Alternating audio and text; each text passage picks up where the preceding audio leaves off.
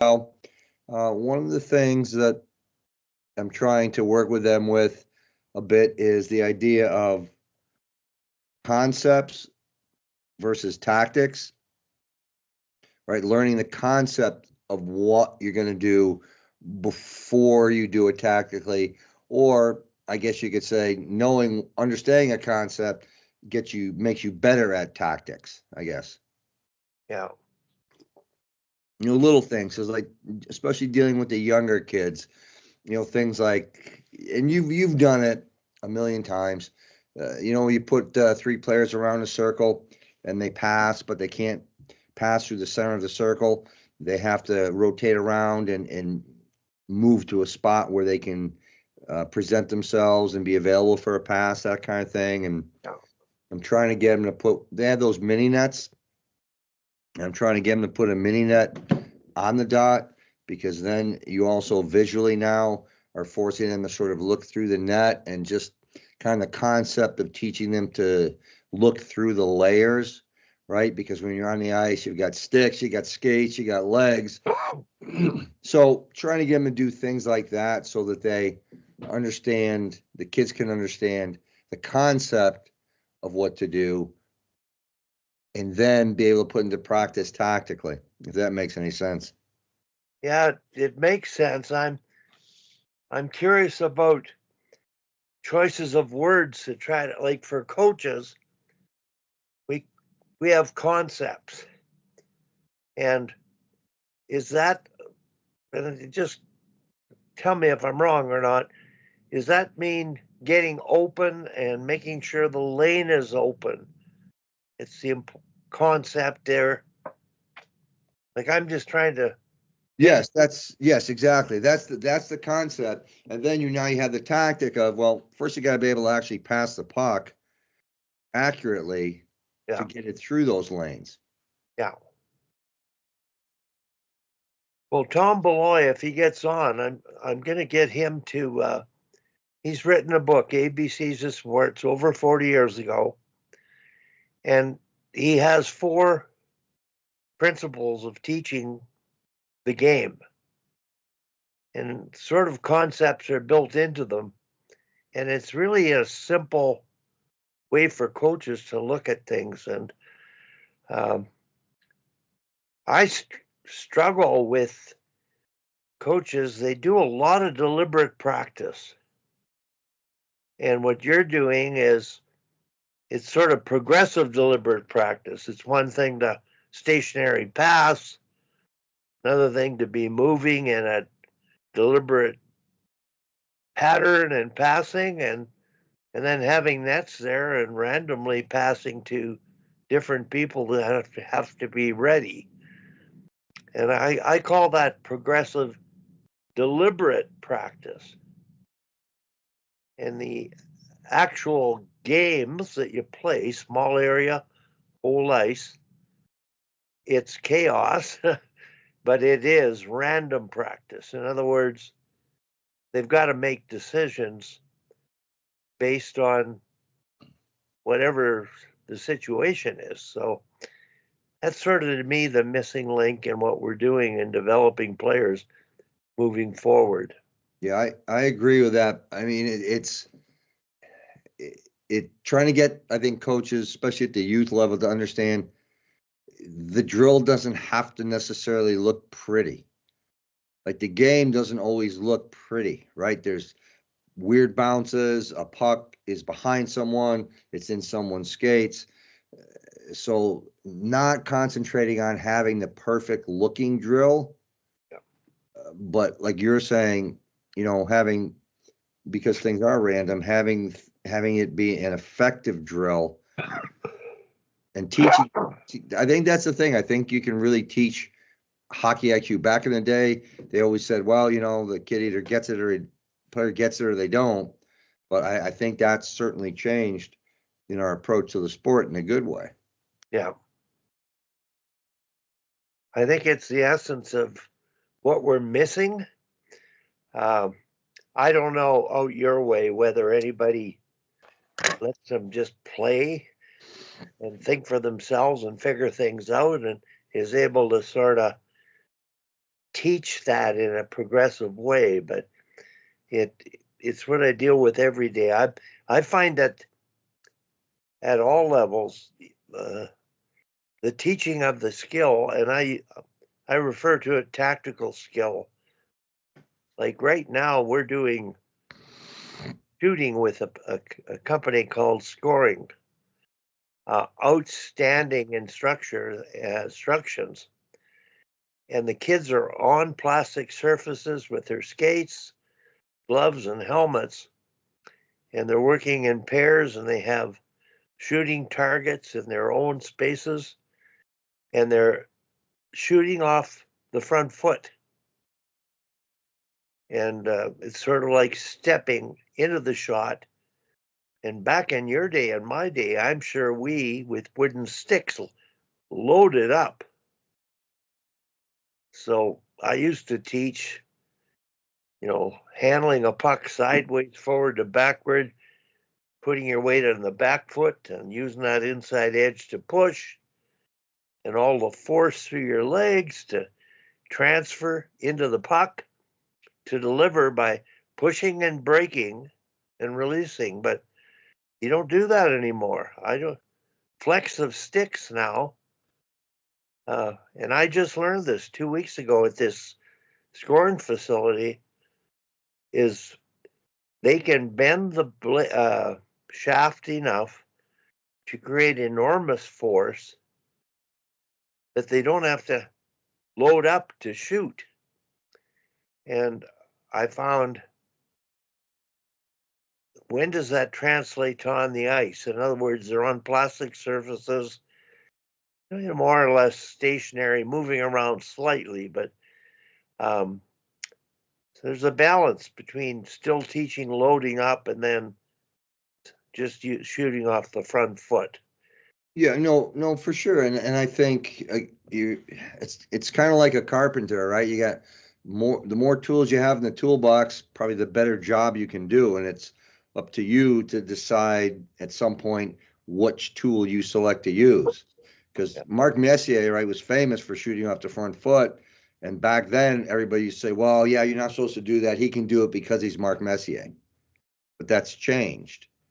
I think that's changed. I think, again, the more tools you have in your toolbox, now you as the carpenter, if you will, or plumber, whatever analogy you might want to make, it's up to you to choose the correct tool for the correct situation. I got Tom Malloy on the line. I'm just going to see.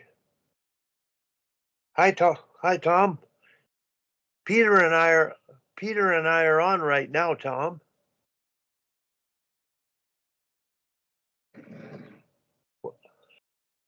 Okay, I'm going to see if I can add you at the same time. So, all right. I'm going to find your name and see if I can click on it and ring you in.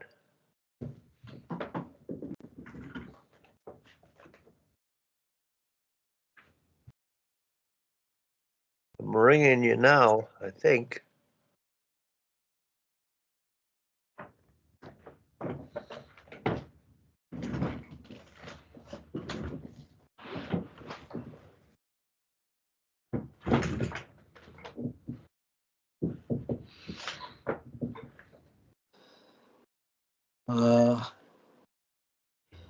Just hold a sec.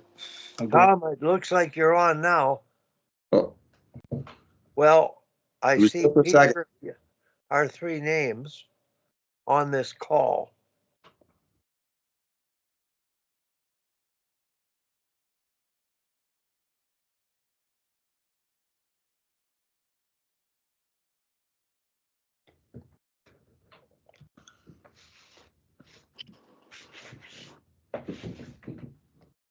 Says you've joined. Yeah. Well, yeah, it says, I don't know. Wait a second. I'm going to just try it again. See you there. We can see you. We can hear you. Okay. There you are. Okay. There now I am. Tom, we've been talking about Peter. I'm just going to shut my phone off here.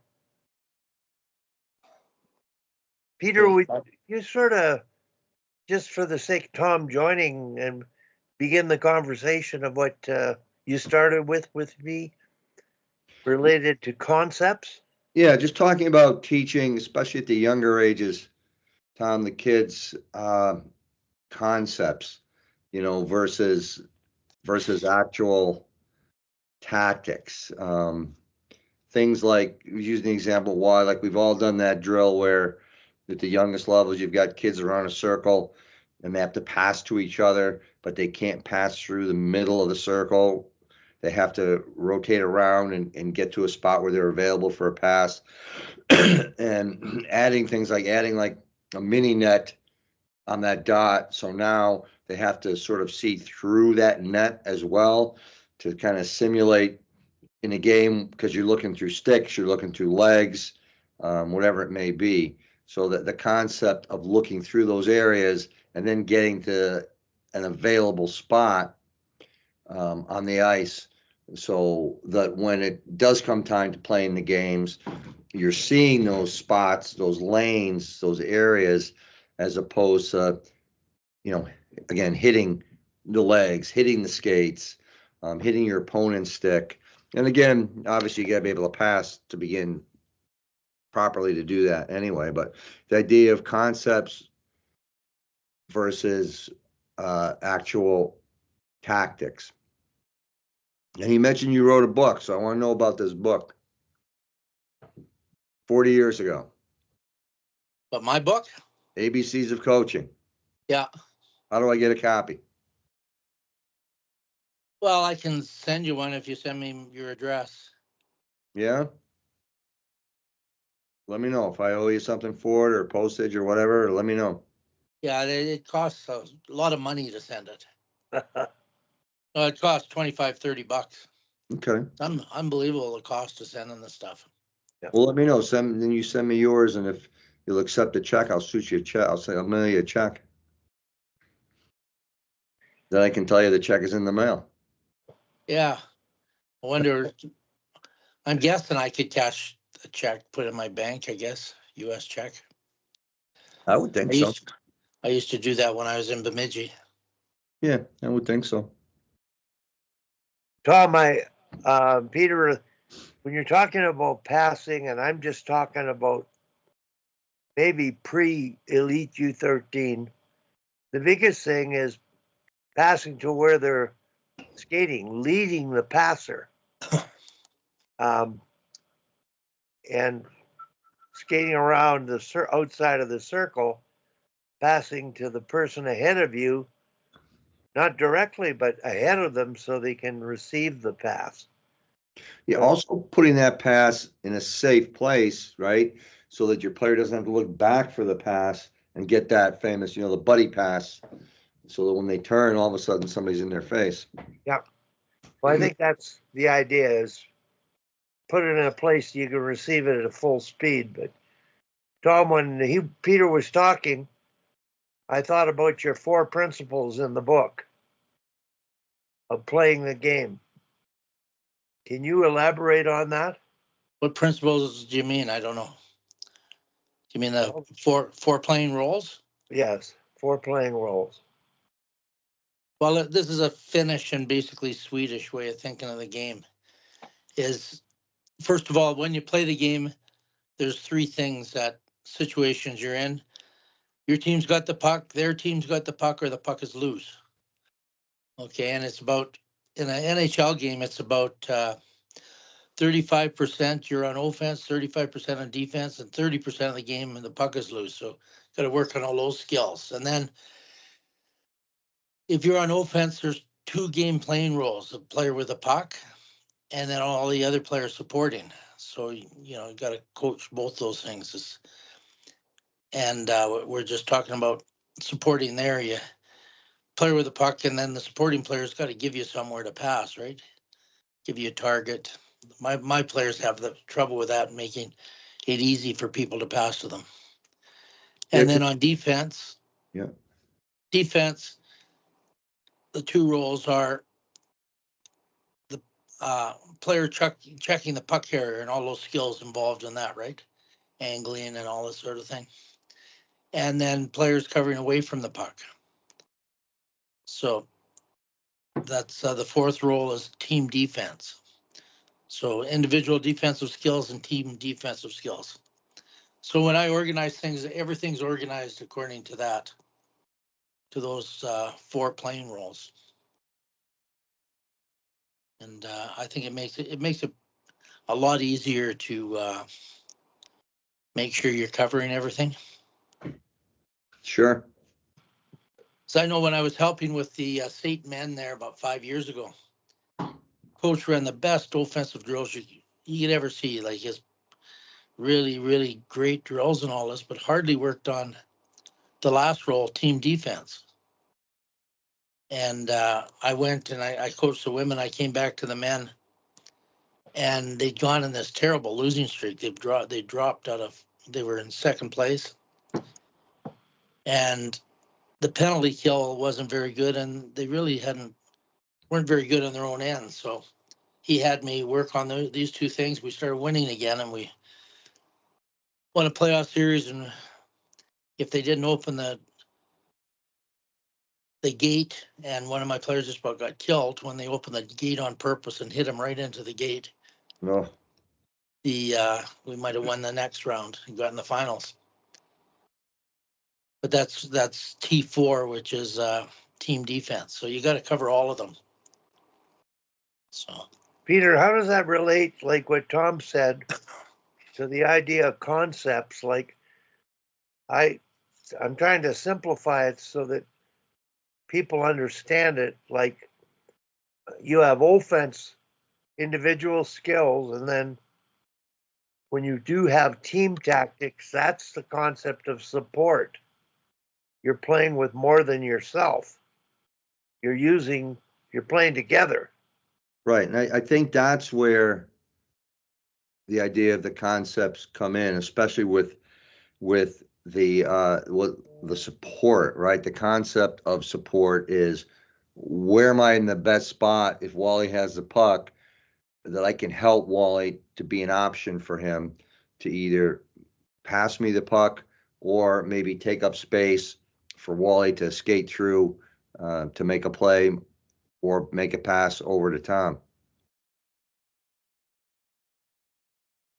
Tom, I've talked about this many times, but the sequence that Johanni did years ago on passing, 3 drill progressions. To me, they're cardinal progressions that you have to do. It's just, I don't know what else to say. Is 40 years ago, and I'm going to share it on the site. It's just actually blew me away back in the day. It's one of those light bulb moments. And I call it a passing progression. And the eye contact is critical. If you don't see the eyes of the receiver and the receiver doesn't see you, they're not going to get open. They're not going to be available for the pass. So that's sort of where I'm coming from on this whole thing here. Trying to get people to get a little more savvy about how to teach things like that. And I'm going to put it on there, but it's a real simple sequence, Peter. And you can do it at you. it's in my book. Yeah. And Peter, I'll just verbalize it right now, but I'll send the package. The first drill is 6 players on a circle. Stationary passing 1 puck. Then 2. Then 3. What do you think happens, Peter? Your voice, Peter. Need your sound. I think there's a lot of pucks that players turn around and chase, Or one player has 2 pucks, or maybe in some cases, one player has 3 pucks. That's exactly it. Passes are made to a person who's already got the puck. In this drill, and Peter, if you're talking about teaching the concept of passing and receiving and putting nets down, this precedes that. Sure. Makes sense. So the drill is stop it when the coach has to stop the drill as soon as 2 pucks go to one person. And they have to teach the idea of eye contact. Only pass to the person you're looking at, eye contact, who doesn't have a puck. Very simple. But it was a moment of, wow, they're not making a connection with one another. Second progression, Peter, pucks are on the blue line boards, coach is in the corner, the player passes to the coach and goes in for a pass into the scoring area slot for a return pass and a shot. Sort of a give and go. But the difference here is the coach keeps his head down. He might turn his back. And the player up top doesn't beeline to the net. If you give and go with the coach and just let it go, they'll go too close to the net to receive the pass. They don't get the concept of saving ice up top, skating laterally, weaving, and when the coach turns and faces you and you have eye contact, then you can move into the slot. So those are the first, that's the first 2 sequences. The third one is you put a player in the corner to give and go with the player, but you tell them to keep their head down. Make your return pass when you have eye contact. So after that, there's other sequences, but that's the one I'm gonna share, and I'm just figuring out how to get to share that on Skype. But does that make sense, Peter? No, yeah, 100%. I mean, it's not. It does, and I've done quite a bit of what you're talking about, are things that I've done. I like the addition of the player and coach kind of ignoring, if you will, that the player is heading to the net, and the player heading to the net has to adjust to the passer. Tom, do you remember that ice session as well as I do? Oh, yeah. Yeah, Johanny was probably the smartest hockey man I've ever met. He simplified everything, and it really, the game was just common sense to him. And that's why I developed players like Koivu and Hannaverta and, all guys like that. And he was captain of Finland for years and played in 3 Olympics for them. I think the biggest reason the Europeans have had such success over years is because of their passing. They prize the pass more than they do the shot and the goal. And very rarely do they do even number drills, Peter. Like if you play 3 versus 3 keep away, that's one thing. But when you do 3 versus 2, there's an advantage and you are going to get open. There's more space. Sure. So they don't do even numbers. And that's why I think the best drill in hockey that isn't used enough is 3 versus 2D below the ringette line. Yeah, we placing pucks. we would do one. I mean, I've really done this at every level, just about once you get above squirts. It's something called a dot game where there's a player on each dot, and they can move around within the dot and those crosshairs that are there on the ice, but that's where they can move. And the only way they can be activated is you start out with a 2-on-2, and they have to get a direct pass to that player. At the older levels, they have to make a direct pass to that player and a shot that gets through to the goaltender, which now activates that player. So now that player they have a 3-on-2, and then the defensive team's job is to work to recover that puck to move it to their player on their dot, which then frees that player and sends the opponent's player back to the dot. So someone always has a 3-on-2 when you start with the 2-on-2, and that's been really effective because everything is, like you're saying, pretty much it's all below the dots and maybe a little bit of tops of the circles, but that's been a really good drill to get players to understand about moving to open areas, about staying on the D side of the puck, and kind of doing what I think you're talking about. Yeah. That's a really good sequence. If you got a copy of that, Peter, share it with us. Okay. Yeah, I mean it's worked at absolutely every level. How young would you do that with? I think it depends on like who you're coaching, but I think if you had a team that had a lot of second year squirts on it, which here is 10 years old, 10 years old. Yeah. I've done it like in clinics, and they've been able to grasp a hold of it.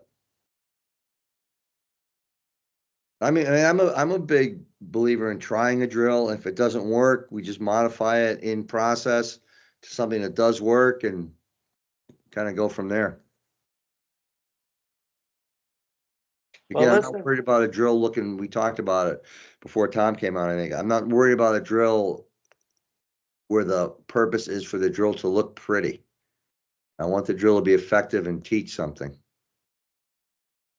And then once they learn, then it does look a little bit better. It looks correct, if you will. Yeah. Tom, you were mentioning how the difficulty you have with your first year players that can't pass or can't receive passes. I don't know. I think they go hand in hand. Well, their passing and receiving skills there's a big difference, and they skate, stick handle, work their hard as you absolutely can. But man, if it's getting better, but so many passes hit their stick and go to the other's defense. And I find as they take it, they kind of push it forward instead of, stopping the puck. There's too much movement there. So like one of the best drills for that is a small horseshoe. They have to pass while they're moving. They have to take it while they're moving. And we'll do that tonight. And we'll just keep on working on it. But it's compared to their other skills, which are really, really good, the passing and receiving skills are behind for sure. They should be doing a lot more when they're younger, I think. But yeah. But the thing about them is they they see the pass that needs to be made, which is the hardest part to teach. They're making the right play. They're just not finishing it. So we'll keep working on it all year till they can take passes wherever. Tom, is that because the passer doesn't handle the puck to feel it, to pass it? No, it's just sometimes they handle the puck and they miss them by 10 feet. And I think, how the heck did you miss them by that much? They just the skill isn't there to, like, I don't want them passing when they're standing still. Yeah. Because they're pretty good at that, but I don't want them standing still passing. So they just have to learn to be able to make that play as they're skating, and to take the pass. I'm just thinking off the top of my head here. The 3-man weave seems we do that. Something we that do that a lot. Contribute to that, but I think you scratch your head when you don't know who's played for who at what level before they get to you. But passing and receiving, as you know, has not been a strength in the game, generally speaking, in North America. They're pretty good one-on-one with the puck, but team play, and like Peter mentioned, with his mini nets and being able to pass the open lane and mini nets and getting to that spot. I mean, I don't think you can do enough of that type of work. Wally, I just emailed you and Tom that dot game drill was actually, there's something that used to work with my son has a skill training company called IPH Hockey, and we worked with a group in Connecticut called Gotta Love Connecticut Hockey, and there was a video of me explaining the dot game, which I emailed to you guys. Okay, thanks a lot. It sounds like a really good game. It is, and it's really fun because you're like the team they really get into it. They really get into it. You know, and you can make little rules as your skill level gets higher that you're working with. You know, maybe that pass has to be a one-timer to the goalie. If it wasn't a one-timer, you said, "Oh, that was a catch," and then you shot it. Wasn't a one-timer. You can't go yet. They get a little frustrated. The other team teases them. It kind of goes back and forth, and you know, you can kind of put as much spice as you want to it, as many jalapenos as you want in the recipe. Yeah, there's a very similar drill we did at Mike Schumi did with the player behind the net. The same kind of an idea. Yeah, yeah. You pass them, then they can come out, and then they have to go back if you know. But Sure. that's a good sequence. Like we're playing a few games tonight, like two pass, which is you have half the teams at each end, and they're playing like 4-on-4 maybe, and you have to make two passes before you can score, but the puck can't clear the zone if it does, the other team gets it. But I put rules on that, so the first rule we're going to go do for 5 minutes is they have to make an escape move before they can pass or shoot. Because a bad habit I find is if players are going to pass, they stand still. And if they're going to stick out all over, they go. And I'm trying to get it so every time they get the puck, they move to open ice. They have to make the play. And then the next rule is going to be they'll play 5 minutes. And the next rule will be that goals have to come on a given goal. So players don't pass and watch, they pass and go. So those are two big habits. Yeah, and that's great because again, you're teaching the concept of, you're working with their IQ, you're giving them something to think about when they play. And then you hope at some point it becomes natural, right? Yeah. Yeah, those are really big things. It is if players go from the first game playing role, they've got the puck and they pass to somebody, they're no longer in the first game playing role, right? All right. Now they have to support the puck, and players I see that players get taught because they're doing so many drills. They do something and then they stay in that role. Instead of passing and going, they pass when they watch.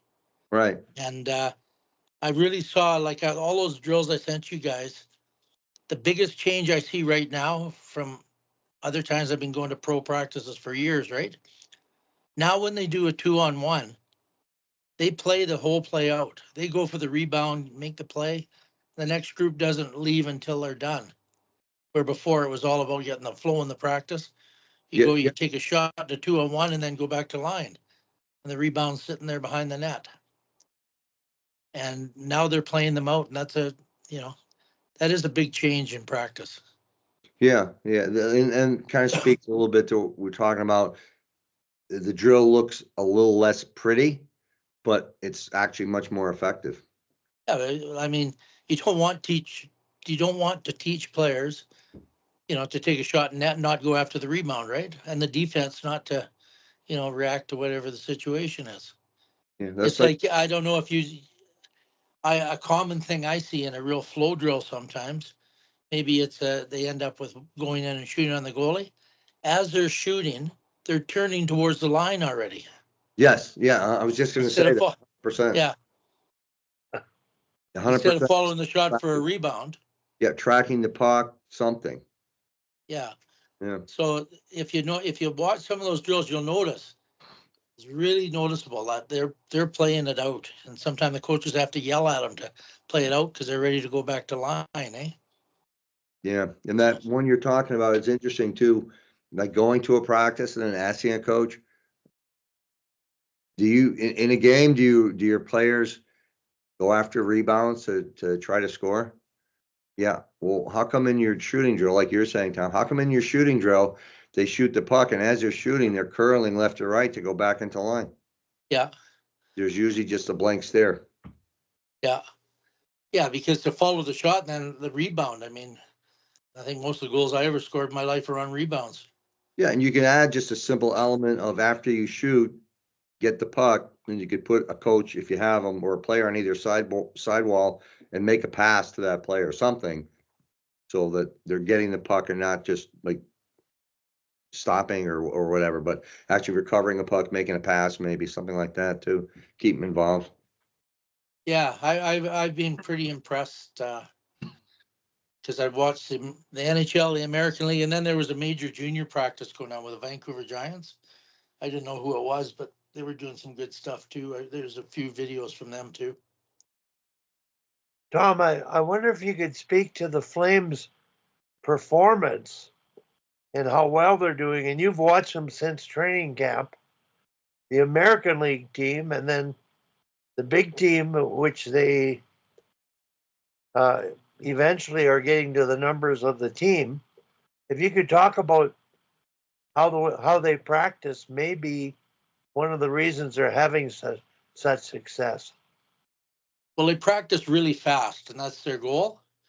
But I don't know why people are saying they're going to be 31st place. They've got good forwards, and they brought in a bunch of NHL defensemen, but they do everything quick in practice.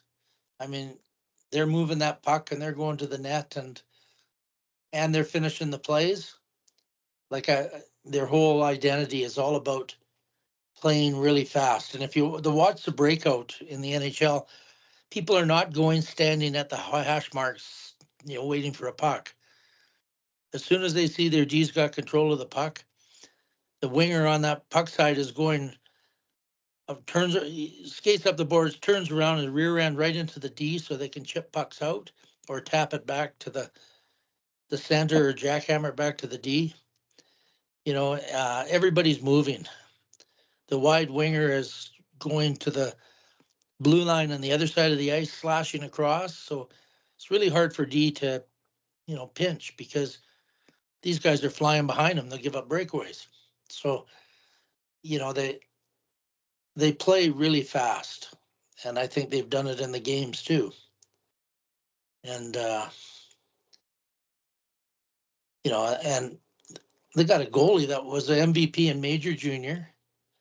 He's the best goalie in Major Junior, and he was the MVP of the American Hockey League. And everybody's saying, "Oh, he's too small. He's only 6 feet tall." Well, Sirkin or whatever his name is for the Rangers is 6'1", and everybody thinks he's the best goalie in the world. So that's another reason is they have way better goaltending than other people thought they'd have. They play the game well. It's fun to watch them. But I get a little access because the assistant GM, his daughter plays for us, so he lets me go and gives me a booth to watch practices in and all this kind of stuff, and gives me the practice plans. Like right here, I'll show you. Here's the practice plan for the Flames. The drills all, right up of all the drills, stuff like that. So got a little bit of an in there.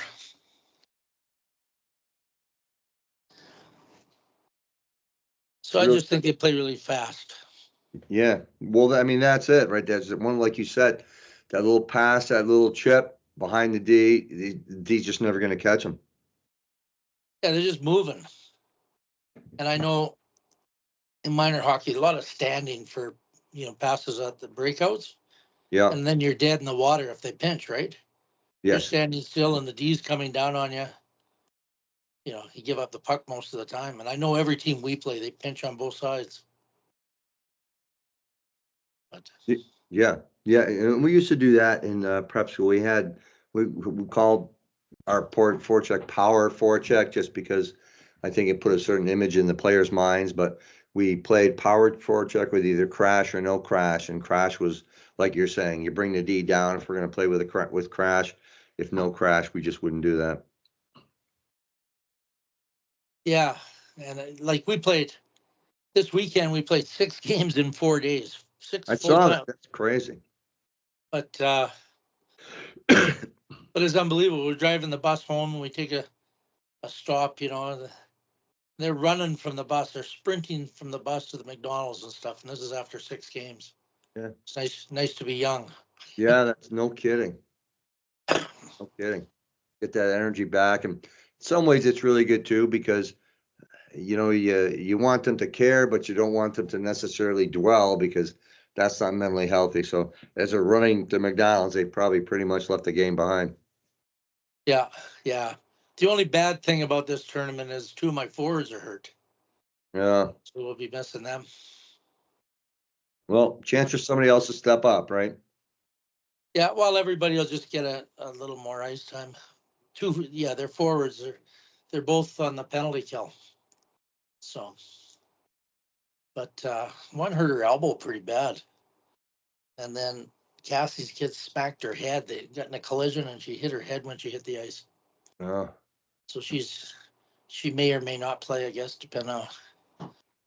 She went to some power skating this morning or something, so I guess it'll depend how she feels. Yeah, especially if she got a headache after doing that, or during doing it. Yeah. So, but you play a lot of games, someone's gonna get hurt. Well, yeah, I mean that's the thing, and even at youth hockey too, it's one of the things that I kind of, I'm not going to say struggle with, but I never really understand. There's this one organization that, for some reason, the perfect formula seems to be 9 forwards and 4 defensemen. Yeah. Can't seem to get them on board to just take 2 more defensemen, and then you've got 3 complete units. Yeah.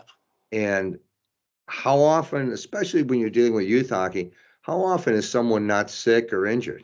It's not that often you have all those kids anyway. Almost every time you're missing at least one player. Yeah. For all sorts of reasons. But we play 4 lines and 6D. I think that's why we won the tournament, because we won a lot of third periods. Yeah, I mean, as long as those kids are of the level that they can compete at, then I agree with that 100%. Stop time games, that's quite long games. Yeah. Tom, when you coach U13, was it 9 forwards? Yeah, it was 3 lines and it was 15 players, 15 skaters. Yeah. I think that's the general rule at U13. I know Hockey Canada wanted to go to 20, Yeah. 4 lines, and I think those players, they don't get tired, but it's equal if everybody's got 3 lines. And Yeah, well, if you got 4 lines, then you got another 3 players each team moving up. Last year, and the same team in Edmonton, which has ringers and only 9 forwards, they're sort of predicted to win the national championship this year. And quite frankly, I hope they don't, because it's not the way they're going to learn to play hockey moving forward. You got to have 4 lines, or you're playing too slow and too tired, and especially in tournament competition. Yeah, well, you can do 3 lines. Like I've never played a game with 4 lines in my life in a real official game. If you got 3 lines and you're taking short shifts, that's the key. Is you take short shifts, it's just fine. But 4 lines, you got to do the short shifts. Everybody be involved. But in the tournament we were just in, with 2 days, we had 2 games each day. You need 4 lines. You just physically, you can't handle 3 lines if you're going to play really hard, and we try to play really fast. So Sure. And I have to say, like, the most successful teams, I'm talking older, like prep school and up, you have 4 lines that could go. yeah, Those are always the most successful teams. Well, the Flames, they played 3 games in 4 days, and they won their last game, and the fourth line was by far their best line. The other ones were not doing much. It's interesting how that's going too, because been watching a little bit of the Bruins have been on a lot lately with the season just getting going, and I think their fourth line has 5 or 6 goals in the 4 or 5 games that they played, and they're only getting 8 to 11 minutes of ice time. So Yeah, the same with Calgary's 11 or 12 minutes ice time yeah, because they so don't it's play the pretty power impressive. play. So I guess part of the question is too, why aren't you playing your fourth line more if they're the ones that are scoring? Well, you know what? Calgary did start playing the fourth line in the third period because the coach goes with guys that are playing the best. Then he put Coronado. Did he play in that area, Coronado? They put him up to the first line. He was the first draft pick a few years ago, but that was only his second game. Yeah, so it's interesting to see that that fourth line is doing so well. In more than one team too, right? So maybe it's a new recipe, the new formula. Well, they bring it. Remember, the fourth line used to have always a goon on it, Yeah. to protect everybody. And some of them could play and some of them couldn't, and so that kind of held the fourth line back because you had a play ender out there. So now they can all play. Yeah, which makes the game a lot more fun. I bet for them too. Yeah. Well, the game keeps evolving. Yeah, Matt Coronado is from Huntington, New York. Yeah. So that's Long Island, I believe. And he played. What college did he play at? Cornell? Cornell or was it played. Boston? That was an Ivy League player. He played at Harvard. Harvard. Yeah. For 2 seasons. Yeah. He scored a lot of goals there. He did. He was more than a point a game guy. Yeah. Well, he's going to be a good one. Yeah. Apparently, he worked on his skating a lot in the summer. They have this really good skating coach, this girl, and she works for the players, and she really helped him. And this Zary player, holy man, can he stick handle? He's one of the best stick handlers in the league. She worked with him all summer too on his skating. Yeah, Coronado also played at local prep school about 45 minutes from us. Okay. For a year, then he went to the USHL for 2 before Harvard. Yeah. Yeah.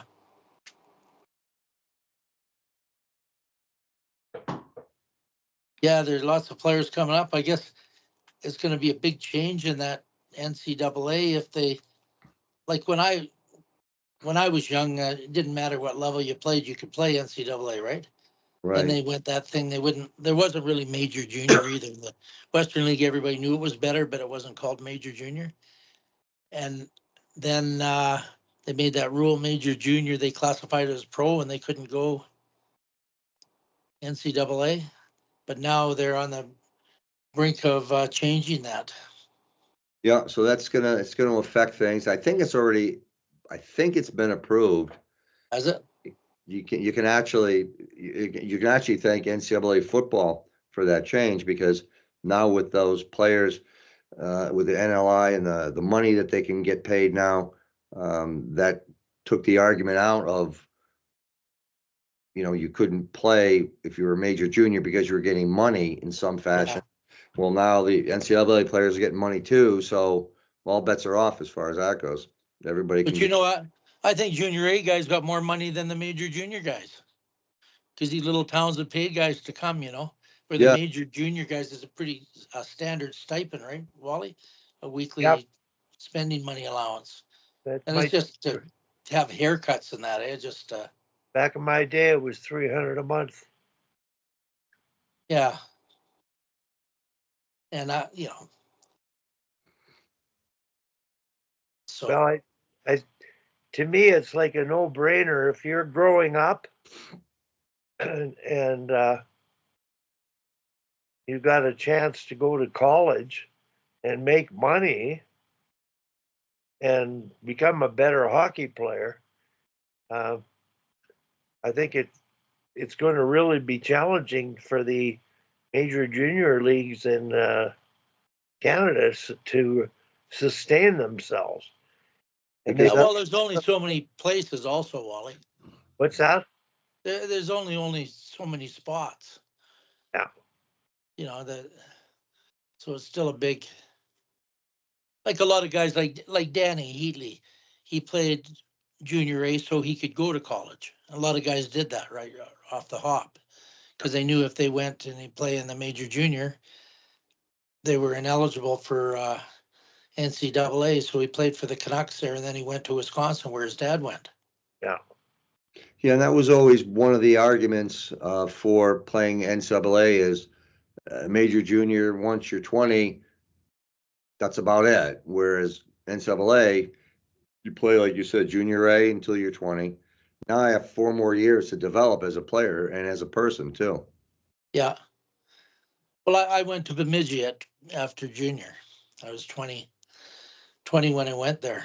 Yeah, so you had those extra 4 years to develop and see what's on the back end, as opposed to being 20 and, well, the decision has to be made at that point. You're either good enough or you're not. Yeah.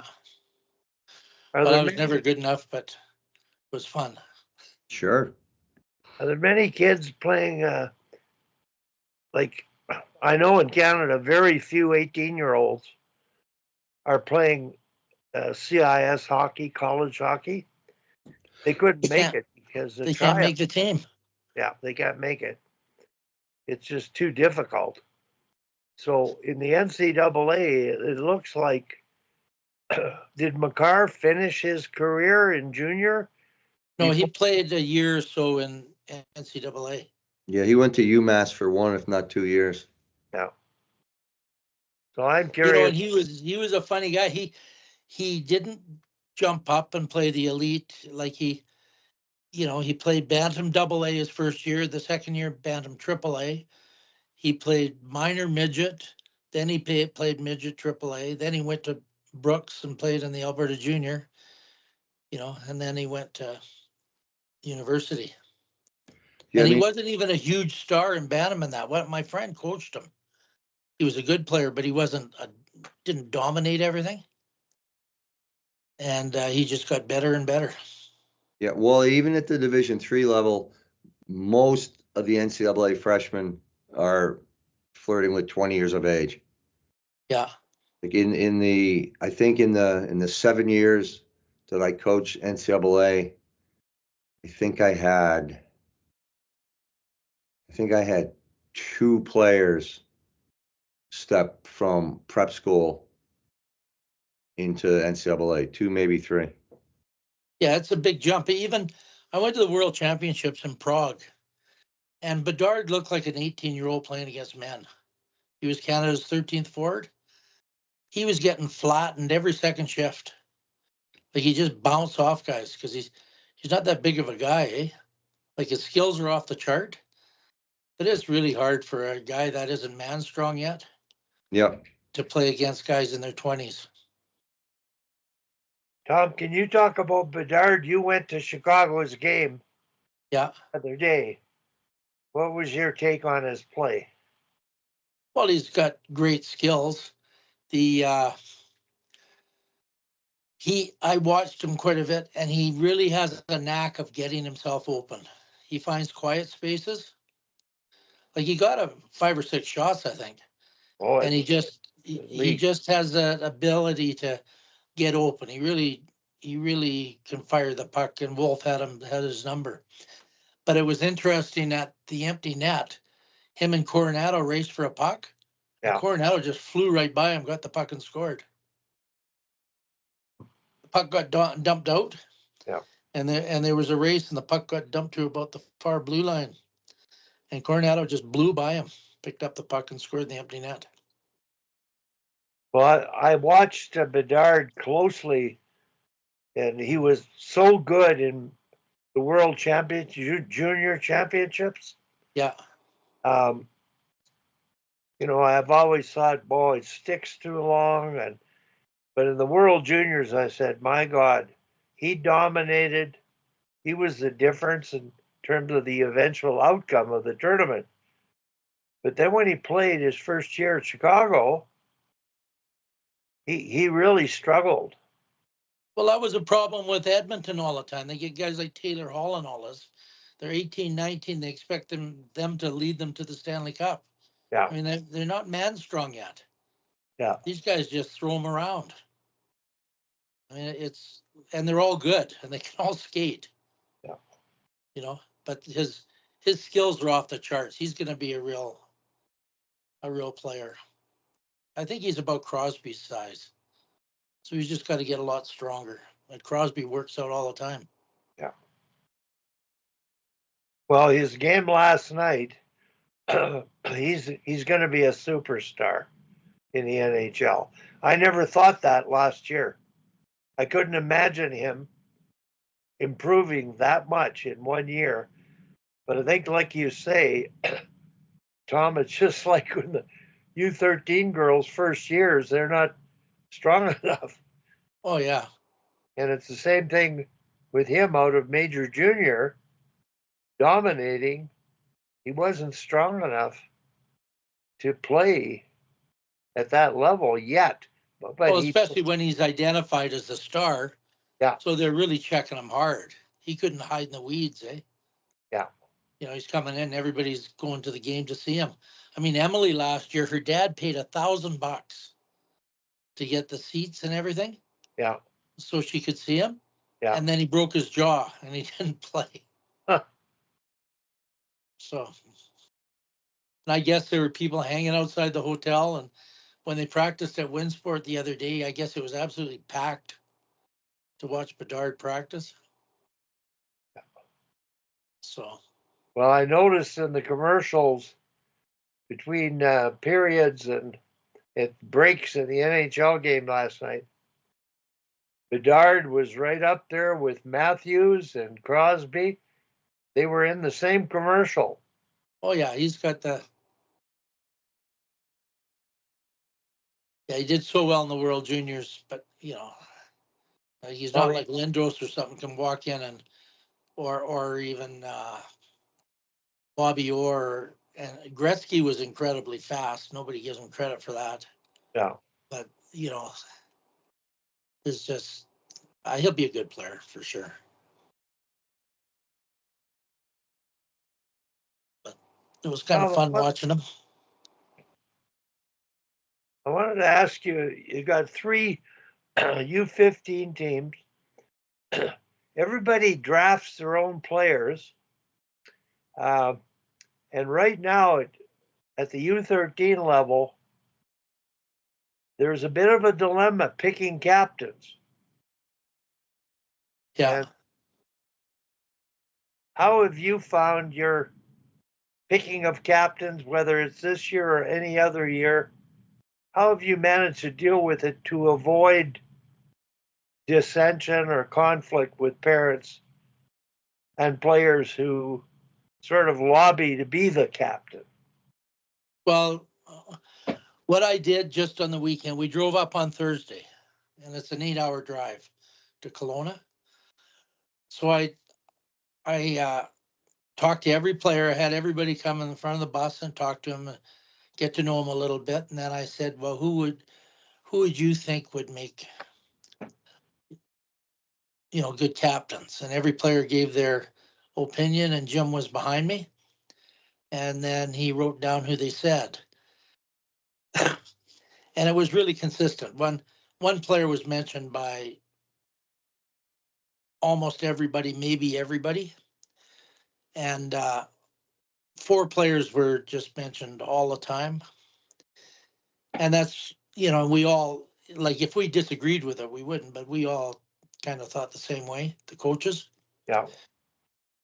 So the next day we announced the captains, the captain and 3 assistant captains.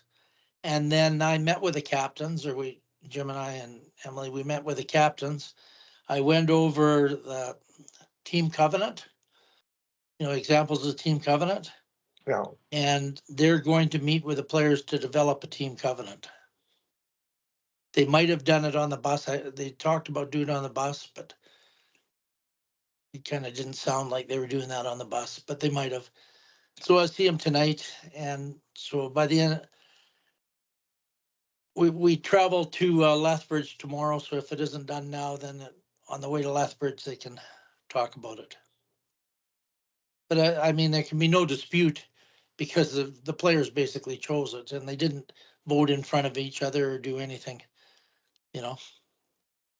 So it's kind of and the players were really consistent. There's a few others that were mentioned quite a few times. Yeah. But not as much as the ones that we chose, or the players chose, probably. Yeah. Tom, over the number of years of coaching, have you made mistakes, poor choices, of captains? Oh yeah, I have. A couple of times I named too many, and I'd have a few assistants that one was home, one was away. And we talked about doing that this year, and I said, no, I'm not doing that again. It just dilutes it too much. Yeah.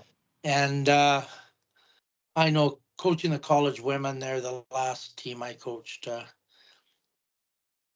That group of girls had gotten rid of a coach, Yeah. and that kind of empowered them. Yeah. And I really didn't.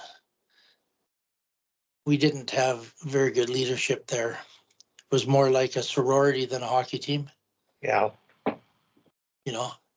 That players were supposed to play according to their popularity, not what they do on the ice. So yeah, it's such an important decision, especially with older players. That if you don't have a good captain, and then I've chosen great captains, like one guy that stayed in Germany. He's still in Germany at Sate. He was a terrific captain, and guys like that. So probably missed it about 10% of the time, made bad choices. What are the qualities that stand out for you? The girls you selected, or any captains you've had where you've had success? Well, I think first of all, they have to be better than average players. You couldn't have your weakest player, you know what I mean? And they have to be inclusive, not just hang out with their friends. They have to care about that. They have to buy into what you're preaching, right? If they have a totally different view of the game or how players are, then that's going to be nothing but a conflict. So, I think those are important things. And basically they have to be good people. So, I don't know. Well, you're speaking from experience, and your words are wise. Um, I think you should write a book on the lessons of picking captains. Some of the people we've had on before, there is a book on once you pick them, you got to develop them. Is there anything you've done that has helped them become better leaders? Well, I think the key is you have to talk to them about what it's all about. You can't just assume they know how to do it, how to be a leader. And you have to kind of stay on top of what's going on. And if it starts going left on you, you've got to step in there, or you can lose the team.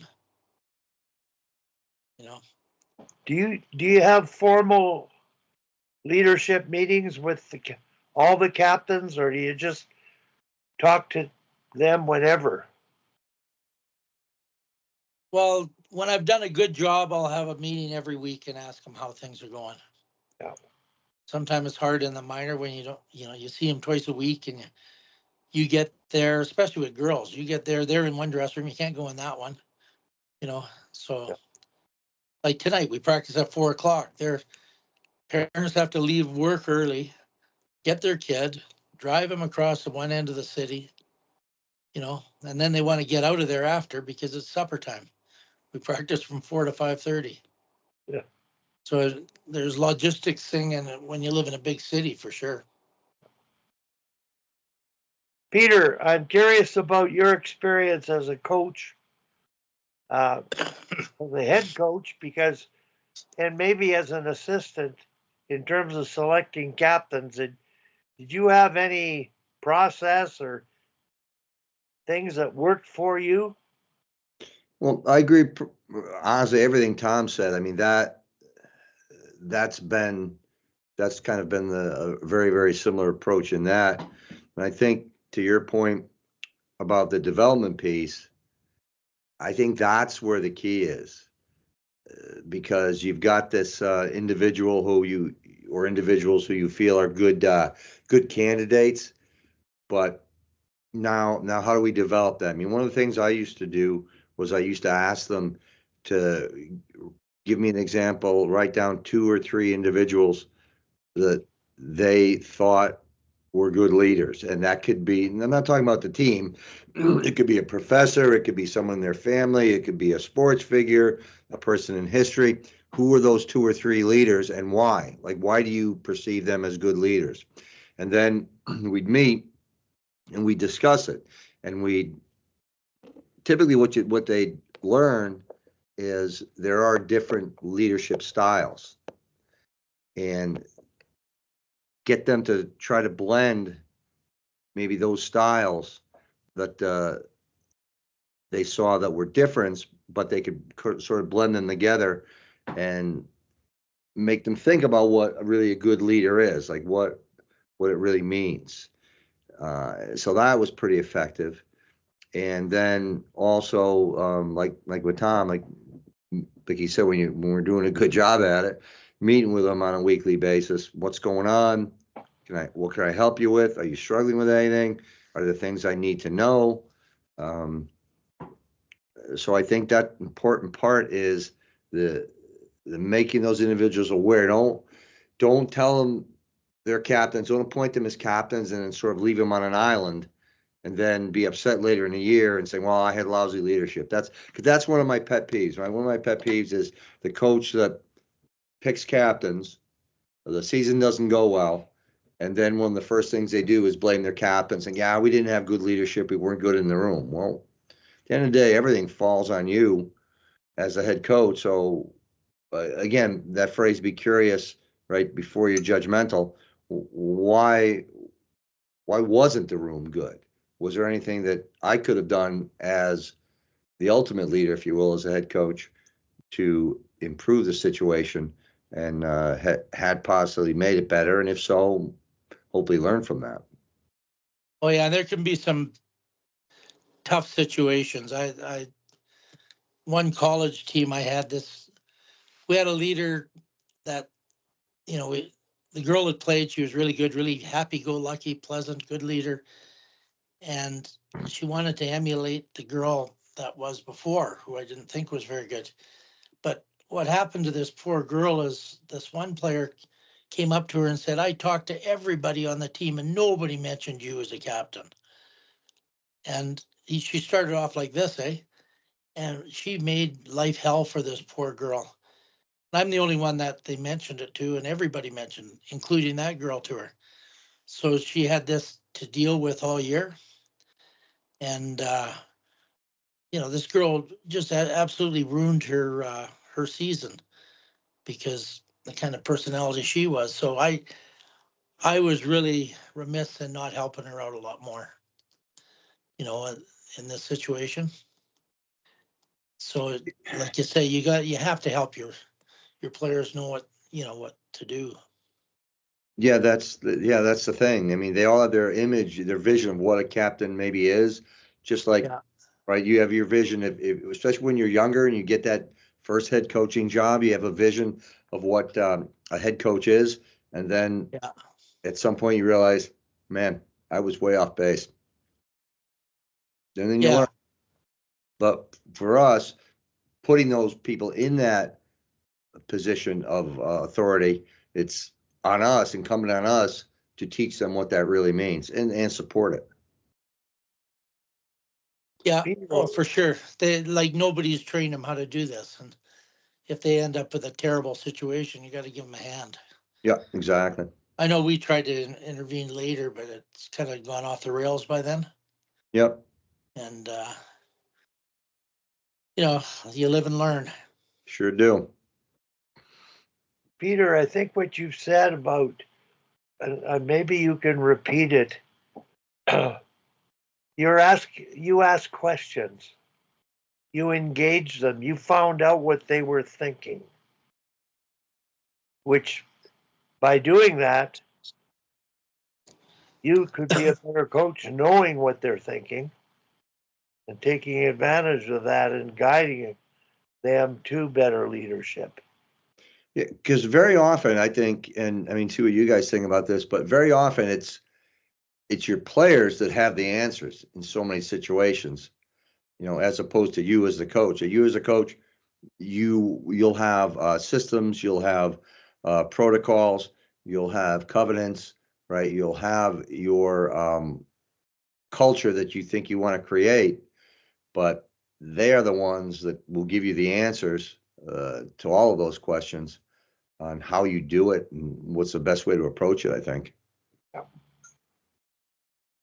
Is there, have you ever created a formal list of questions to ask captains during the season? I don't think I've ever done anything where I've actually written it down, but I have the process, like I was saying, of once the captains are selected, and the captains, the way I've done in the past is they're typically selected, by the team. There's a voting process. Once they're selected, then we start, okay, what does it mean to be a captain? What are your goals as a captain? How do you intend to reach those goals with your players, and make them aware that, and you're going to get players who will push back, who think that you're the best captain ever picked. There's going to be players who think that you're the worst captain ever picked. And there'll be players who are in the middle, waiting to see what the popular individuals in the room think, and they'll jump onto that bandwagon as well. So how do we deal with that? How do we get everybody on the same page? Right? Just like you do as a coach, trying to get your players on the same page to buy into a system. We're trying to get you to buy into, if you will, a system of what it means to be a player for playing for your team. I think Tom mentioned it.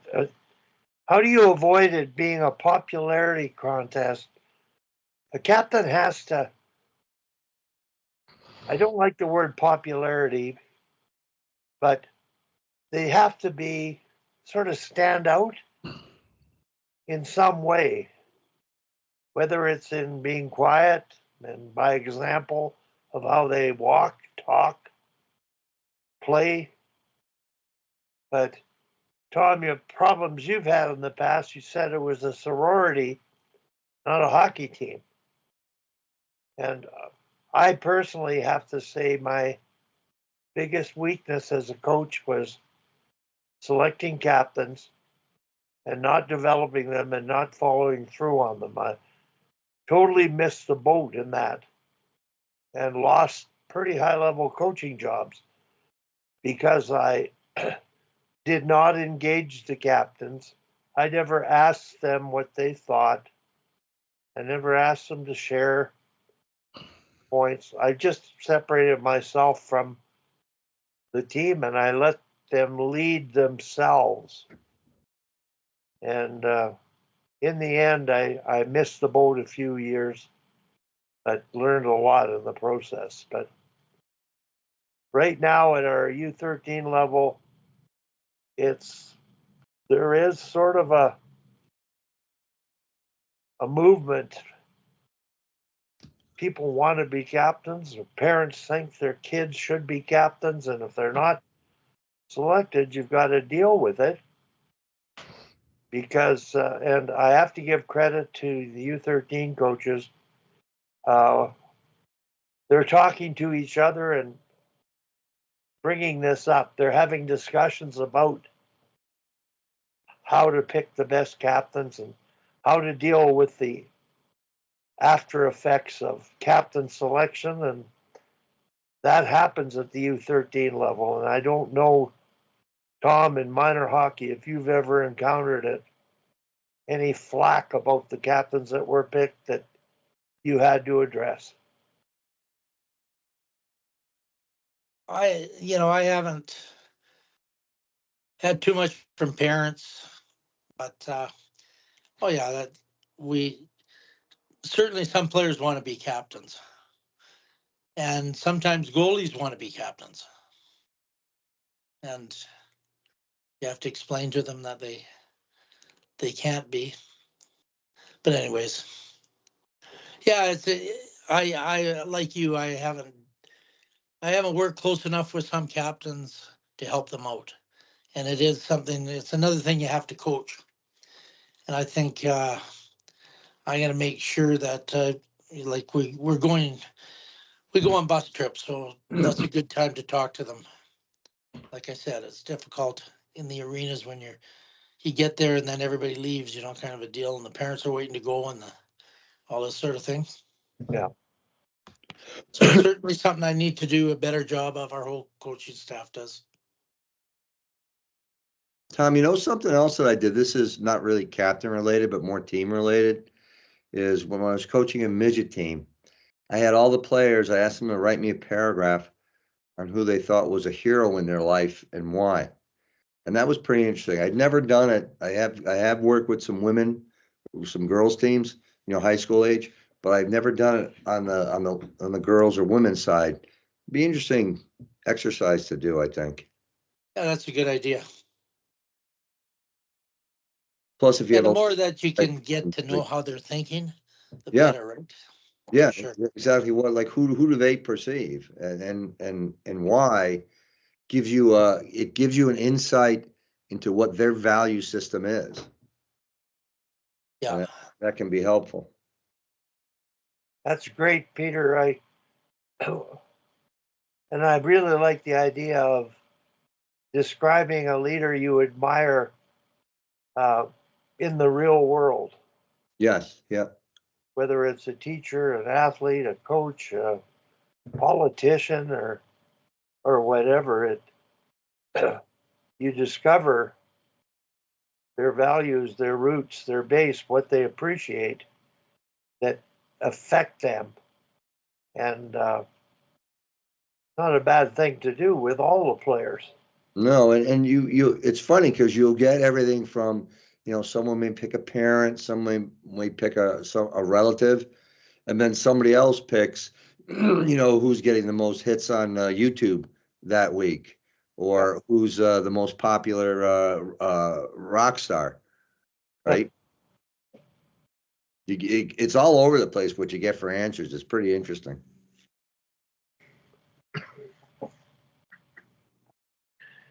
Yeah. Well, this is the time of year. I don't know at what age captains need to be named and educated. U11, I don't know. What about the minor hockey ages and lower? You have to name captains and you'd rotate them and give everybody a chance. What's your understanding, Peter, in your environment? We don't. So so if you're you have to break it down. If you're like a town team, your local youth organization, if you will, you usually see it at the Bantam level, that 13, 14 level. When you get to the AAA level, for some reason, even going all the way down to squirts, kind of like what you gentlemen were talking about, the parents feel the need for there to be a captain. So all of a sudden their children feel the need for there to be a captain because that's what was talked about, at dinner time. So it depends on the level of hockey that your child's involved with. And also you need captains. You have to have a captain talk to the ref. Yeah. So you actually do need it, whether you rotate everybody through or whatever, but somebody's got to be a captain. Yeah, I mean, with us, Tom, like with the town youth hockey, honestly, as long as you're not really abrasive or abusive, the officials are fine with coming over and talking to the coaches and explaining them what's going on. So that the idea is that I explain to you as the adult, then you can share that information on the bench with the other players so that they get a better understanding of what's going on. Yeah. Because like, again, it's hard sometimes if you're 10, 12 years old and this adult is telling you something, is that the exact message that actually gets translated to the bench? Yeah. I got a question. Take it to the highest level. And I want to talk about NHL captains. And some of them that seem to emulate what we think are traits that just help them do their job. Who do you think the strongest NHL captains are? They're the best player, or are they the best captains?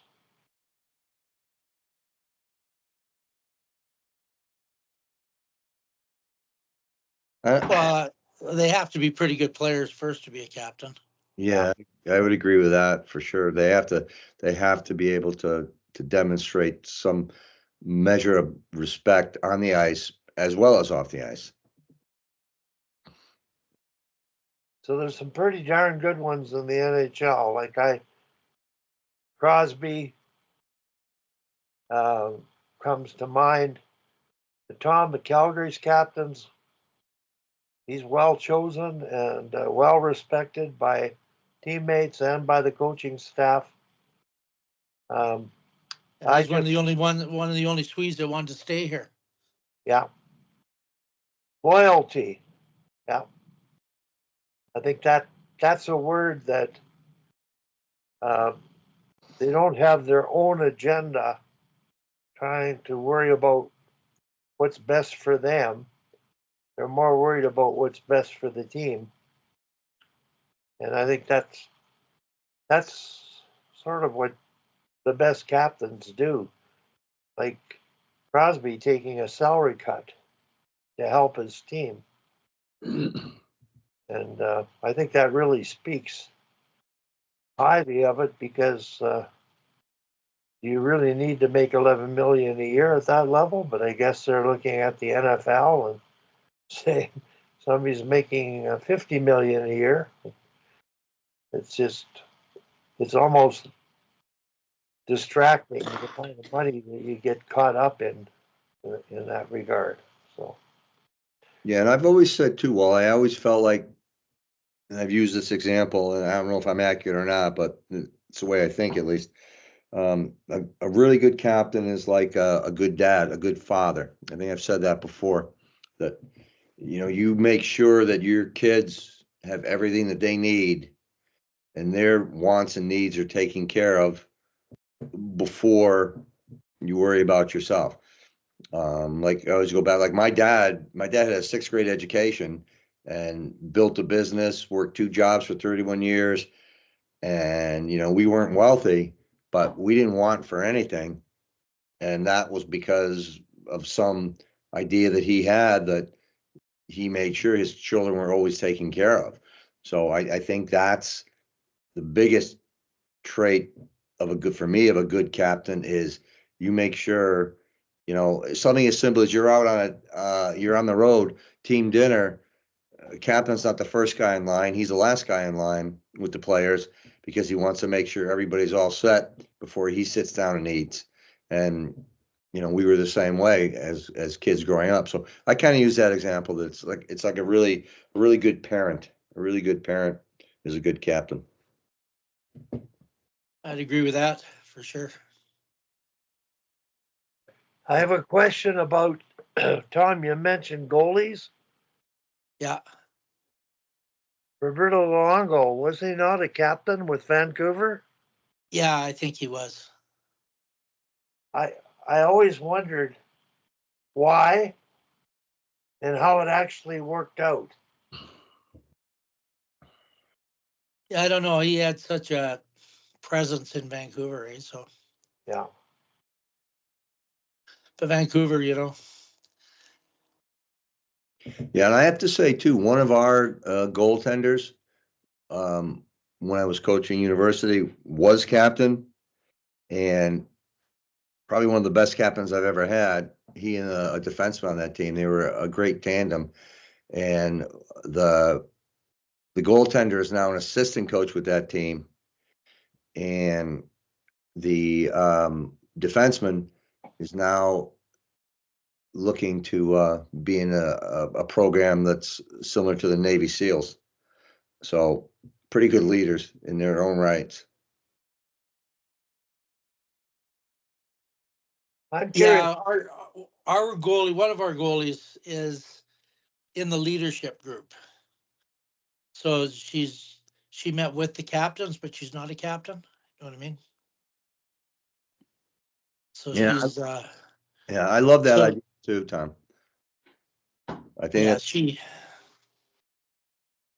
she really wanted to be part of the leadership group, and you know, watching her with the players, we've had them for about a month and a half now, so we got kind of a feel who's who.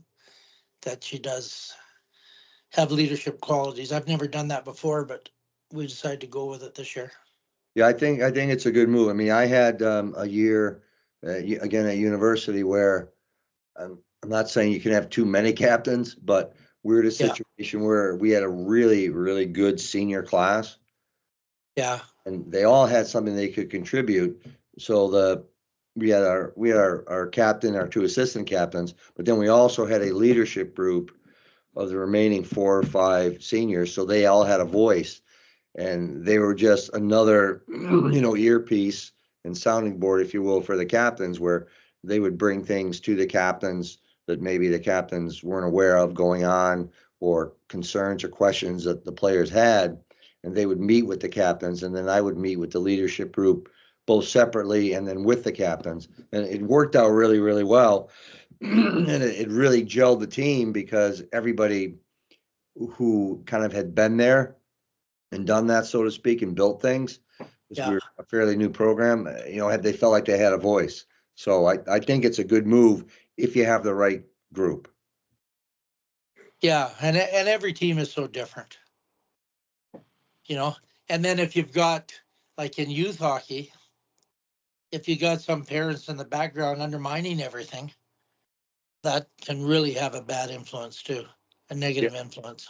Yeah. Well, it's all we always say, the best thing about youth hockey is volunteerism. The worst thing about youth hockey is volunteerism. Yeah, yeah. That was one thing nice about coaching college, is you didn't have that kind of thing going on. Yeah. But I've had a 2 or 3 years that the parents have ruined the season. You know, just because whatever. And this is, we're talking out of 45, 50 years. But if Sure. you get a bad group, they undermine everything that happens. Yeah, and they don't even realize it, and they would never point to themselves as being a contributor to that poor season. Oh, and then they wonder why their kids aren't chosen at the next level, at the highest level of it, because Right. nobody wants them around for 7 months, undermining them.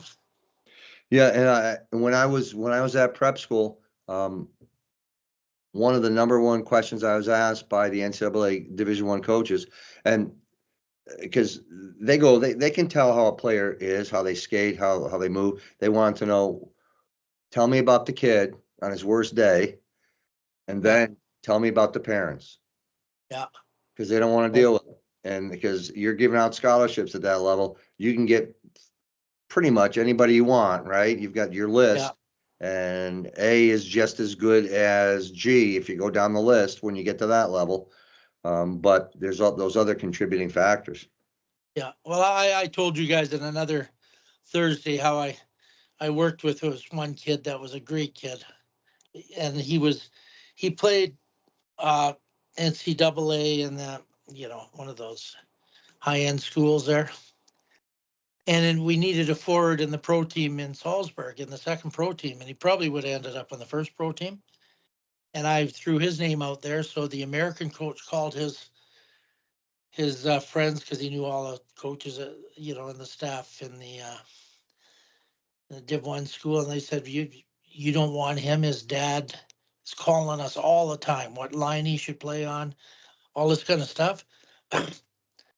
So he didn't end up there. And I ended up getting him a contract in Finland. His dad was calling the coaching staffs, Yeah. telling him who he should be playing with and everything like that. And he kind of got him blackballed. No one would touch him in Europe. So he burned all his bridges just by, and his kid now was, graduated college. He was probably 24 years old. His dad was still doing it. I talked to his dad and I said, Brian, what are you doing? But it didn't seem to click. No. Tom, have you not picked players because of that? Oh, yeah. Like on our draft, part of the whole process, we had one of our coaches coached spring hockey and coached almost everybody in spring hockey, and had a really good about the player, just about the whole player, about the whole situation. What are they going to bring to the team besides the hockey? And if it was going to be a bad attitude or, interfering parent or something. I mean, if you got two players, level, you go with a player that's going to be easier to work with and that'll actually listen to you. Yeah. Wally, I sat with a good friend years back, and he was coaching prep school, and there was one particular player that he was interested in, and he asked me, he said, so who's the dad? And I pointed him out in the stands, and he looked at me and said, okay, thank you. And I watched him put a line through the player's name because the parent had just been completely out of control the entire game, and he didn't want any part of it. He liked the kid, but he didn't want to have to deal with the baggage. Yeah, well, I think that happened to one of my players this year who was an amazing player. And, going up to the U18 and didn't get picked up. And I'm sure it was because of problem with the parents. The kid was great, which is really too bad. Yeah, it is. It is. I think coaches, I know I used to be like this. Oh, I'll take that kid. I can turn him around. And that's sort of a philosophy, is that you don't like not giving a young player a chance to learn and grow from that experience. But I believe the way things have gone today relative to entitlement, the investment parents have put into their kids in the game of hockey in terms of trying to achieve outcomes, I think you've got to avoid it versus taking the risk of trying to have a player adapt to a good culture versus have a family that might destroy that culture. So I think, Tom, I have a question. You said you've got the goalie part of your leadership group. Yeah. And Peter mentioned his leadership group was all the seniors who weren't selected. They felt part of it. Do you have more than one member of the leadership group? Or are there others? No, just that one goalie. Okay. She was even mentioned by a few people about, I asked them who would make good captains. And we've just watched as it's gone on, and can see that she's an influential person in the team. Yeah. You know, because I've never done that before, but I have, like I said before, I've chosen too many captains and had a captain, assistant. One was home and one was away, and I'd never do that again. You live and learn. Barry Midori, when he worked at Hockey Alberta, and he still is, in his role, they would pick captains. And he told me the story where the players were all in the dressing room. He was at the door and he announced that he wanted to meet with the captains after when they were leaving. He wanted the captains to stick around. And he said the looks on the faces of some of the others, it caused him to create a leadership group. Yeah.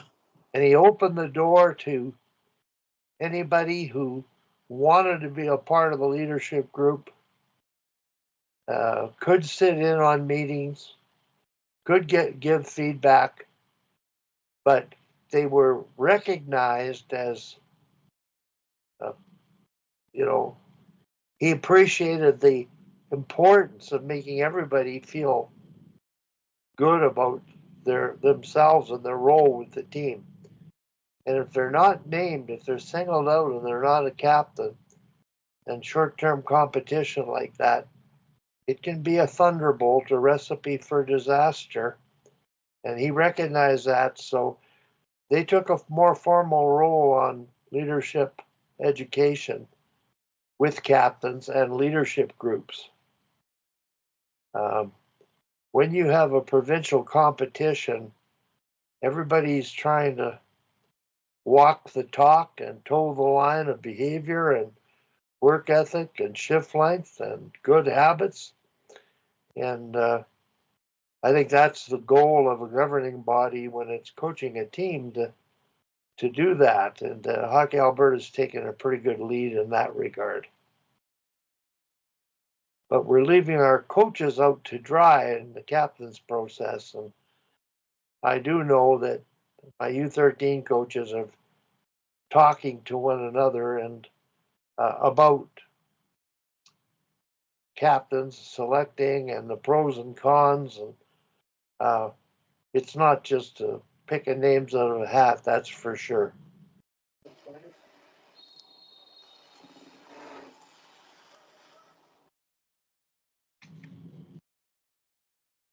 Yeah. It's hard because I don't think there's one solution fits all because every team is different. For sure. Peter and Tom, I've got a question about all your years of coaching. And you can mention a name. Who are some of your best captains and why?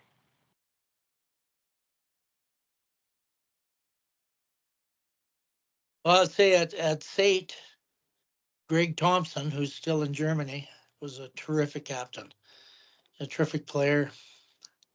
He's the guy Murray Heatley and I talked into going to Germany. He was going to go back to the Saskatchewan, work in the potash mine, and play senior hockey. And we talked him into giving it a try, and that was 30 years ago, and he's still there. Ended up marrying a German girl, played on their national teams, coaching pro hockey, but he was a terrific captain. And at Mount Royal, Laura LeBrun was a fantastic. I had a few good captains there.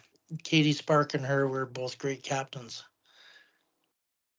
And on Jim's teams, we had a kid named Jesse Fink who was a terrific captain. So. And what were the qualities? They were authentic? Were they outspoken, respectful, best players? I don't know. Oh, they weren't outspoken. They're pretty good players, like strong personalities, but they they supported what the team was all about all the time. And they'd call players if they were, deviating from it, or, they'd stand up for their teammates. Yeah, just kind of somebody that you'd like to be a leader. They always had everybody's back. Yeah. Peter, what about you? Yeah, there's been a few. I'm not going to mention any names because honestly, I'm afraid I'm going to forget somebody. But they've all had the same thread through their approach, and that was that they would do anything for their teammates, supporting them. And again, university level, you're talking about supporting them not only with the ice hockey piece, but socially with, maybe challenges they might have in relationships, with if you're a younger player and you're struggling, had almost all those captains be willing to sit down with those players and say, hey, I took that course when I was a freshman or when I was a sophomore. I had that professor. Let me help you with that. So they all had that type of leadership ability and were able to be that player who the younger players certainly felt they could go to, and they never made the older players feel like they were anything but peers either. So I think that for me, those were the qualities that all those guys had. I have just one story about Claire Drake at the University of Alberta, pretty winning coach up here, Peter. At least 15 national championships in hockey, and one of the only coaches that's ever won a football national championship in the same year he won a hockey championship.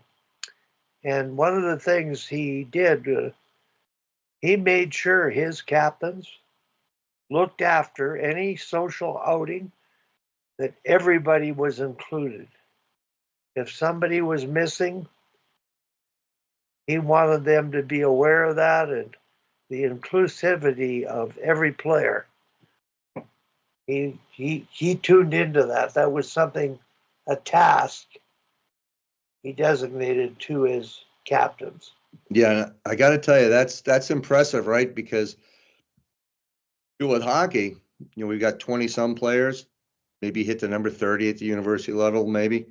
But with the amount of players involved in a football team, Yeah. that's pretty good. Well, I'm not sure in the year of football whether he was coaching hockey and he also coached football, because back in that day, hockey seasons ended. You could play both sports and you could coach both sports. So what had happened? He was ended up the hockey season going to football, and the head coach got seriously ill. He took over the team. Probably vice versa. The football season ended. Yeah. Pardon, you're right. Thanks, Tom. And the story I've heard, and I'm not sure if it's directly from Claire, but a good source. In one of the early practices, the captain quarterback dropped an F bomb on the field,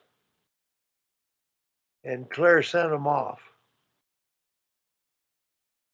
And he didn't finish the practice. And Claire talked to him after and said, that's not who we are.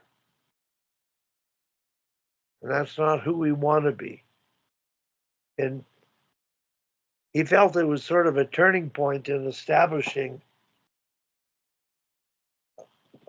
guidelines, an understanding of respect and emotional control and everything it takes to be a great performer.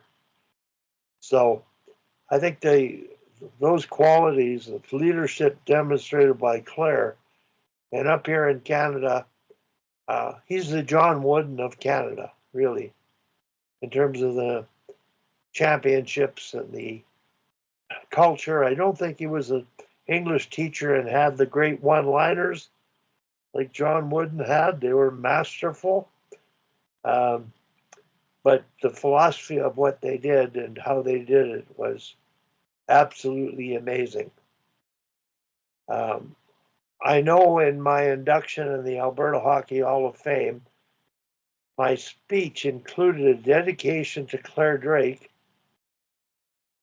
and Father David Bauer, and playing for the national team, and the values that both those gentlemen demonstrated to the athletes. And at the end of the talk, I said, Claire Drake was not a priest. He was, but he was cut from the same cloth as Father Bauer. It was just amazing. So I always like to jump in and pay a tribute to him, and the impact he's had on so many of us up here in Canada that people may not ever know about or even remember. Tom, you've had a great coach in Bemidji. You've talked about him very highly and his qualities of success. Well, it was Bob Peters, and they just dedicated a bronze big huge statue to him a couple of months ago, Yeah. and he was just. I know there's this big thing is you never talk about winning and all this, and I think it's BS. He talked about winning from day one. He said what our goal in the season was to win the national championship. Yeah. And then he laid out what we needed to do. So before we got to step on the ice, and we didn't start till October because that's the way it was then. We had to run around the lake, which was about 10 miles before we were allowed on the ice. And it was all about hard work. It was all about everybody does everything properly all the time. And of course, we had a JV team where guys are itching to get their chance if you weren't going to do what it was all about. And he was great. He was kind of like Harry Neal with the one-liners. And all the time, you just knew, like if we scored a goal, everybody knew why we scored the goal. And if we got scored against, everybody knew why we got scored against. And there was real clarity in the way we played and who we were. And I think he won 13 national championships. And what happened, he was coaching at North Dakota. I heard his speech there when he retired. Coaching at North Dakota for the Fighting Sioux. And the president of Bemidji wanted to start a hockey program. So he called him and he said, I'll give you whatever you want. You name the price. I want to bring you here to start a hockey program. And he came in and they were outdoors, I think the first year or so. And then they built a rink and he went on from there. And it was just the clarity. And there was no, if you didn't want to buy in, like one guy on the 10-mile run, he took a ride. One of his friends said, hey, I can give you a ride for a few miles if you want. He jumped in the car and he led the team in scoring the year before. I never saw the guy skate. He got thrown off the team. And that was, there was no deviation from our goal. And I don't know, he was fun to play for. Tom, your story of cutting a guy from the team, a leading scorer, Perry Pern, his first year of coaching at Nate, he did win a few national championships there. I coached against him and beat us all the time, so I know. Yeah. And he tells a story at coaching clinics his first year, and the team took a road trip to play at Colorado College. And it's the first time, and they're renting vans. He's got the van with all the equipment in it, and his assistant coaches with him, and the players have 2 or 3 other vans that they're using. And of course, the players left earlier. He left a little later. And as he was driving back into the city, one of the vans was stopped, and players were standing on the roadside with beers in their hands, and some of them were taking a leak in public. And he noted who they were, and they finished the road trip. When they got back to Edmonton, he met with the players, and those players were no longer on the team and no longer had a scholarship. And he said that was the most important thing he did, was holding people behaviorally accountable for what it takes. Just like the guy who decided to ride the car. And that's absolutely huge. Tom, I got one last question for you, because you've coached guys as a head, as an assistant, you've worked with other head coaches. What's your deal on curfews? Well, you tell them what time what time they're supposed to have the lights out in the room. And I know I benched my last, maybe one of the reasons I wasn't brought back. My last game at Sate, a bunch of guys, we were playing Nate at 1 PM, and we played, and they were in first place, of course.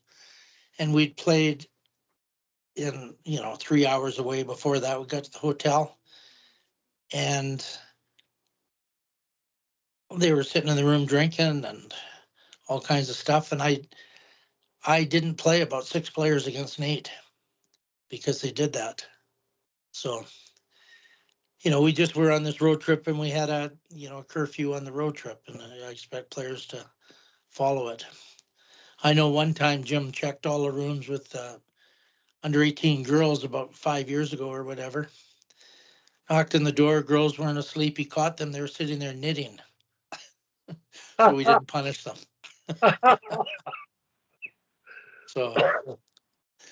So we just laughed about that one. But yeah, you can't have players just partying. If you set a curfew, then they have to follow it. Yeah. But Well, look, Tom, thanks for your time and your expertise. I'm really amazed every time that I ask you a question, because you begin talking about things, and your understanding of your experiences and all the things you've been through, they just are priceless. So